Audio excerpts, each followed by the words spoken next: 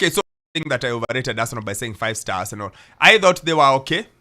I thought they did the job. And I really wanted Starboy to be here to tell me what he thinks about the first goal and the second goal. I really wanted him to be here, but he's not here. I encourage you to tell. What did you guys make of the first goal and the second goal? I think it brings back probably the Newcastle one. Yes. Yes, putting hands behind before Kufinya defender before scoring a goal. I think that's what it brings back. Yes, I would also love to hear it, but generally for me, I think Arsenal after 2 losses, it was an important win for them.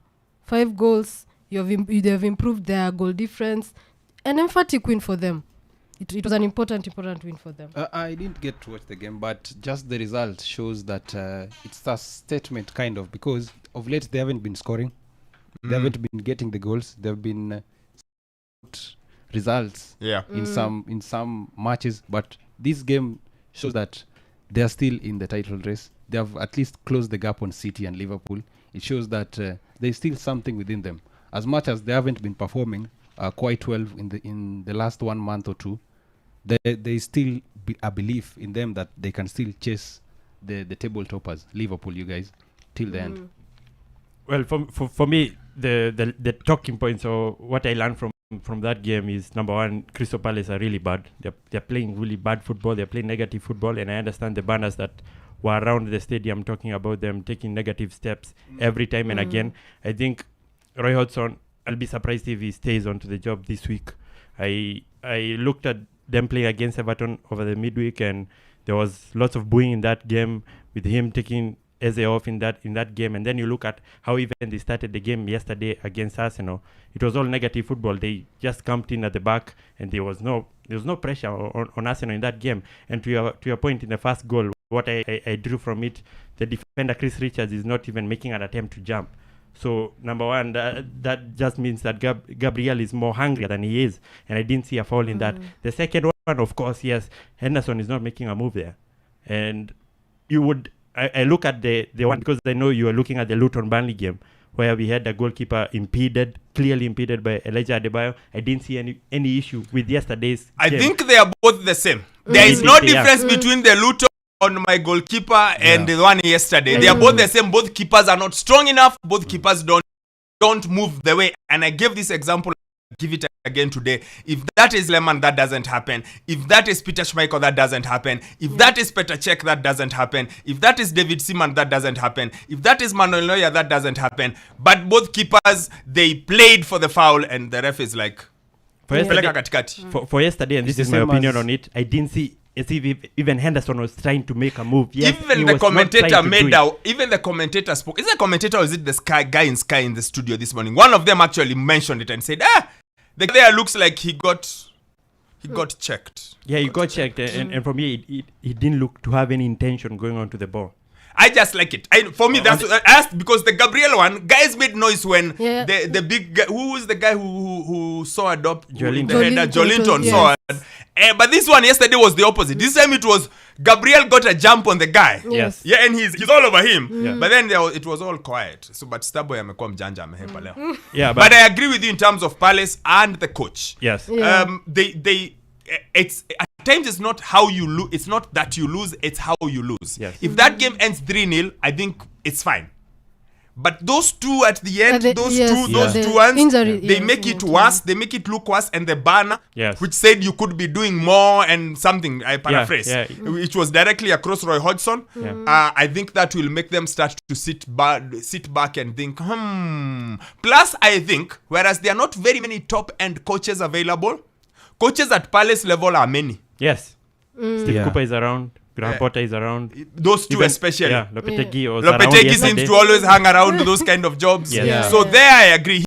It's the manner of defeat. Yes. It's just the manner of defeat that just goes, you go like, something is. And then the fact that Roy Hodgson has been speaking the way my grandfather would A man speak. on the brink. No, just generally, he's for the last maybe month or 2 months, he's just been like that. He's just been been saying pushing things. back, yeah. He's just been saying this like, oh, He you called tell him. fans they are spoiled. Yes, it's like fans, you're spoiled. And Yes. then there's something he said about when he said he's not going to miss the game when he leaves. Yes, like yes, he's he already said that speaking too. like a guy who's like, if you want me to leave, I'll leave. Yeah. And that worries me as well, because that sounds like someone who's not dying to change everything. Yes, yes. And right now they're 9 days before they play Sheffield United, which is a good game. If a new manager comes in, also it's a good time for you to make a change. So the good thing is that the Crystal Palace fans understand that, yes, this is a club that doesn't spend so much, and that's why they had that banner. It was also a hit on Steve Parish, because he's not been spending loads of money on the squad too. So that could be a mitigating point for Roy Hodgson.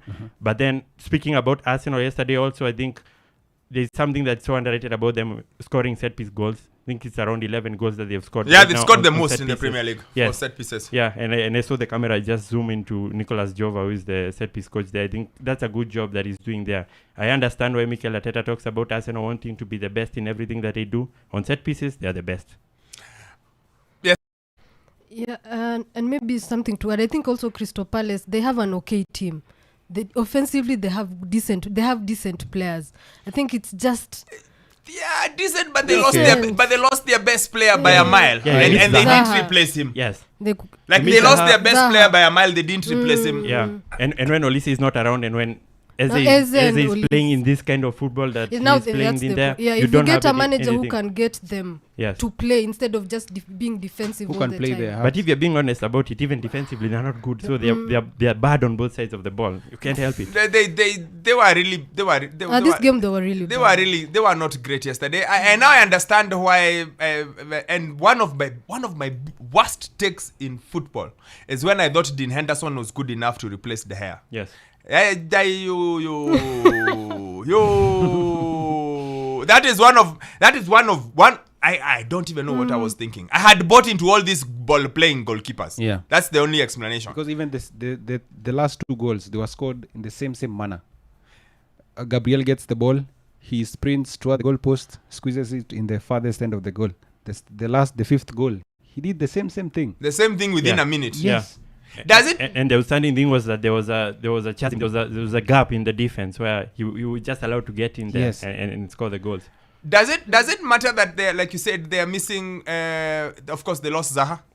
They lost. They don't have my man who Ayew. people don't know and what he does, but I think Yes, they don't have Ayew. Jordan Ayew. Because I was looking at their list of injured players. It's not like they have 1,000 injured players. No. Yes. They don't. I don't know why they are preferring Dean Henderson to Sam Johnson in goal, to be honest.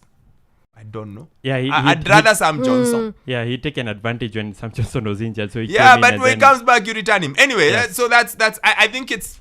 Look, I think Arsenal are still in the title hunt. Because I think this title hunt is still going to have funny stories around. They played yesterday. They are 3 points off the top. And there are 3 teams on 43 points. City, Arsenal, and Villa. Of course, Arsenal and like Villa have played that game more. And then you got Liverpool on 45. But they played 20. I still feel it's a batch. There are too many teams batched together. Yeah. And the differences. I feel there is going to be more twists and turns.